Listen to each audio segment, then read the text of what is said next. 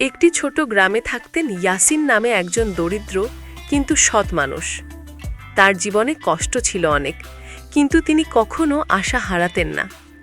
তিনি বিশ্বাস করতেন আল্লাহ যা রিজিকের দায়িত্ব নিয়েছেন তাকে কখনো অভাবে রাখেন না। একদিন গ্রামের পাশের জঙ্গলে কাঠ সংগ্রহ করতে গিয়ে ইয়াসিন দেখতে পেলেন একটি পাখির ডানা ভাঙা। পাখিটি দুর্বল, উড়তেও পারছে না। ইয়াসিন মমতা ভরে পাখিটিকে ঘরে নিয়ে এলেন।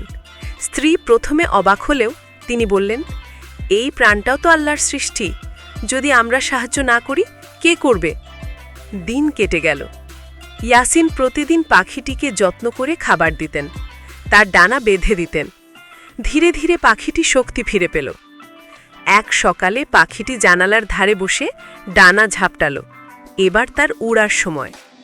ইয়াসিন দরজা খুলে দিলেন।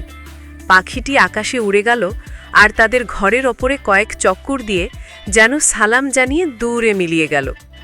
পরদিন সকালে ইয়াসিন ঘরের বাইরে এসে দেখলেন দরজার সামনে রাখা একটি পুরনো কলসির ভেতর ঝকঝকে একটি সোনার মুদ্রা। আশ্চর্য হয়ে স্ত্রীকে ডাকলেন। দুজনে মিলেই বুঝতে পারলেন এটা সেই পাখির উপহার, হয়তো কোনো ধনী মানুষের ঘর থেকে পাওয়া কিংবা আল্লাহর পক্ষ থেকে তাদের জন্য রহমত। সেদিন থেকে ইয়াসিন আরও বেশি বিশ্বাস করতে লাগলেন যে অন্যের উপকার করে আল্লাহ তার উপকার ফিরিয়ে দেন, কখনো মানুষের মাধ্যমে, কখনো অদৃশ্য উপায়ে।